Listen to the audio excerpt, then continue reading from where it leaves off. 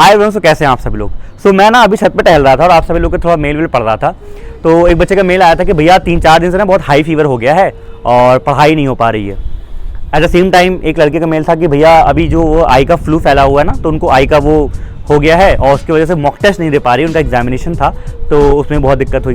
अभी आप लोग के बहुत एग्जामिनेशन चल रहे हैं, ऐसा पूरा फेज चल रहा है, अभी 6 महीने चलेगा। तो यार देखो होता क्या है ना, जब आपके इस पूरी प्रिपरेशन फेज में कोई ऐसे डे होते हैं जहाँ पे अचानक से कुछ ऐसा एपोलिटिक लाइक इवेंट आ जाता है, उसको ये बोल दो या फिर कुछ भी ऐसा बोल दो कि एक अनअवॉइडेबल चीज़ आ जाती है, जिसमें कभी फीवर हो गया, कभी आँख का कुछ प्रॉब्लम हो गया, कभी घर में कुछ ऐसा इमरजेंसी इवेंट हो गया जहाँ पे आप लोग को ऑब्वियसली पढ़ाई से ज़्यादा वहाँ पे इंपॉर्टेंस देनी पड़ेगी। तो मैं आपको एक एग्जांपल देता हूँ कि देखो जब भी आप प्रिपरेशन करते हो ना, तो ये जो इवेंट्स हैं ये होना लाजमी है, ये तो होते हैं, आएंगे ही आएंगे। मुझे ऐसा याद है, जैसे मान लो जब मैं तैयारी कर रहा था, जब अपनी जेई की तैयारी कर रहा था, मतलब अपने 11th-12th में, तो मैं इलाहाबाद में रहता था, पांडे क्लासेस की कोचिंग करता था, तो वो अल्लाहपुर में कोचिंग पढ़ती थी और स्कूल में सिविल लाइन्स में था। तो ऐसा था कि मतलब सिविल लाइन से लाइक तिलियागंज 5-6 किलोमीटर पड़ता था, फिर वहाँ से वापस अलग जाना पड़ता 4-5 किलोमीटर के लिए।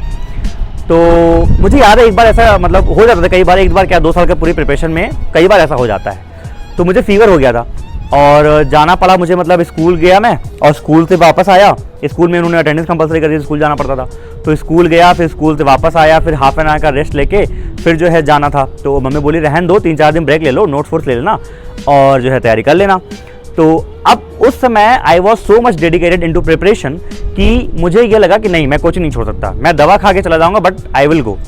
और मैं खाया पैरासीटामोल और उसके बाद जो है मैंने हाफ एन आवर रेस्ट लिया, फिर मैं चला गया अल्लाहपुर, 5 किलोमीटर साइकिलिंग वहाँ पे, 10 किलोमीटर साइकिलिंग। तो इस तरीके से मुझे एक चीज़ याद आती है कि देखो जब आपकी प्रिपरेशन होती है ना, so there will be some days जहाँ पे चीज़ें होंगी, there will be some event जहाँ पे ऐसी चीज़ें होंगी, तो ये आना लाजमी है। और इसमें जो आपको ये गिल्ट आता है या फिर ये जो चीज़ें आती है ना कि भैया और लोग बहुत आगे निकल रहे हैं और लोग पढ़ाई कर पा रहे हैं, हम पढ़ क्यों नहीं पा रहे हैं, चाह के भी नहीं क्यों पढ़ पा रहे हैं, तो वो इवेंट ही ऐसा है कि वहाँ पे आपको एक ऐसी कह सकता हूँ कि मैं एक्स्ट्रा पुश देना पड़ता है।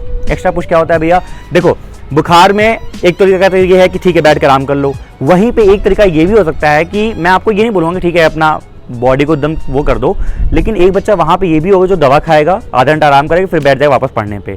बेसिकली द थिंग इज़ कि जो ये पूरी प्रिपरेशन होती है ना, इसमें छोटी मोटी चीज़ें तो ये हर्डल्स आते रहेंगे। आपकी जो पूरी प्रिपरेशन होती है, मैंने कई बार ऐसी चीज़ें समझाया ग्राफ के थ्रू कि ऐसे स्ट्रेट लाइन में कभी जाती ही नहीं है, ये ऐसे ऐसे जाती है, अप्स आएंगे डाउन्स आएंगे, अप्स आएंगे डाउन्स आएंगे।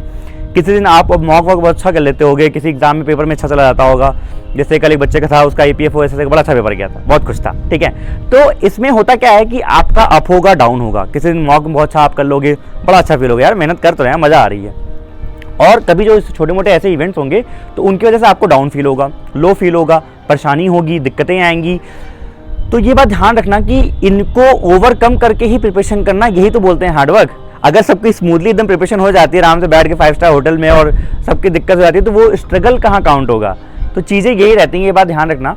और इससे मुझे बहुत अच्छा एग्जांपल आता है, मैंने एक बार आपको बताया था कि एक बहुत रियो ओलंपिक्स में एक एथलीट थे मो फेरा करके, और आपको शायद याद है कि नहीं याद है कि जब वो रनिंग कर रहे थे तो रनिंग के टाइम क्या था, he was one of the मतलब ग्रेटेस्ट एथलीट थे, ठीक है। और बीच में क्या हुआ कि वो गिर जाते हैं, एंड सोचो उनके पास मतलब वो इतनी छोटी रेस होती है, उसमें उनके पास 2 ऑप्शन था कि बैठ के वहीं हार जाते, लेकिन भाई वो बंदा तुरंत ही उठा और वो इतना तेज भागा ना that finally he won the race.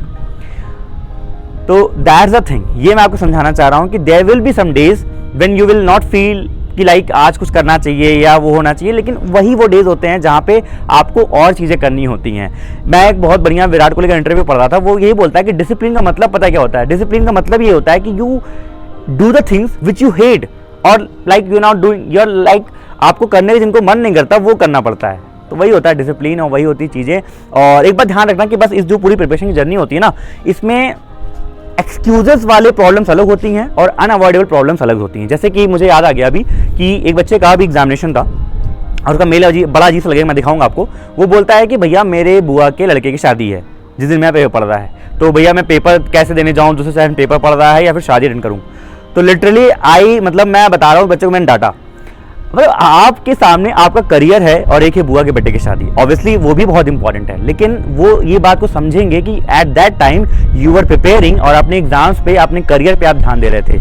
मैंने अपनी प्रिपरेशन के फेज में, जब ये इसका बैंकिंग का फेज चल रहा था 1 साल 1.5 साल तक, मैंने कितनी कज़न की शादी छोड़ी। मेरी बड़ी मम्मी की 2 लड़कियां थी, वो भी आज देखती हूँ वीडियो, उनको पता होगा। शादी में नहीं आ पाया था, सिर्फ एक की सगाई में गया था। तो अल्टीमेटली जब आप सक्सेसफुल हो जाते हो, जब आप निकाल लेते हो, तो लोग समझते हैं यार कि आप कुछ कर रहे थे and you are doing the things for a greater good.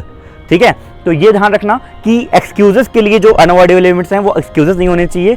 हाँ, जो ये हैं बीमारी होना, ये होना, ये छोटे मोटा आपके लिए ब्रेक आती हैं, तो इनको लेके परेशान नहीं होना है, ये ब्रेक आते रहेंगे। कहावत नहीं है it's okay not to be okay, कि कभी कभी ऐसा होता है कि इट्स ओके कि हाँ आप ओके नहीं हो, बट ठीक है कोई बात नहीं, आप नेक्स्ट डे अच्छा करोगे, उसके बाद अनअवॉइडेबल इवेंट्स हैं ये सब आएंगे और आप बस तैयारी करते रहो। बस ये जो 6 महीने का 7 महीने का इवेंट है ना, जो तैयारी है, बस इसी में एक्स्ट्रा पुश देना होता है यार। छोटी मोटी जो चीज़ें हैं, शादियां पड़ गई, ये हो गया, वो हो गया, घर में ऐसा फंक्शन हो गया, वो यही सब तो काटना होता है, यही सब तो स्ट्रगल है, और क्या होता है। तो बस इनको ही काटो, अभी से पढ़ाई पे ध्यान दो, 6 महीने के लिए लग जाओ। बस आपसे यही मैसेज के थ्रू मुझे लगा कि ऐसा आई थिंक ये बहुत लोगों की प्रॉब्लम होगी, इसलिए शेयर करना जो भी समझा। ड्रॉप अ लाइक अगर आपको अच्छा लगा हो। बाय बाय, टेक केयर, अपना ख्याल रखना और पढ़ाई करते रहो। Take care.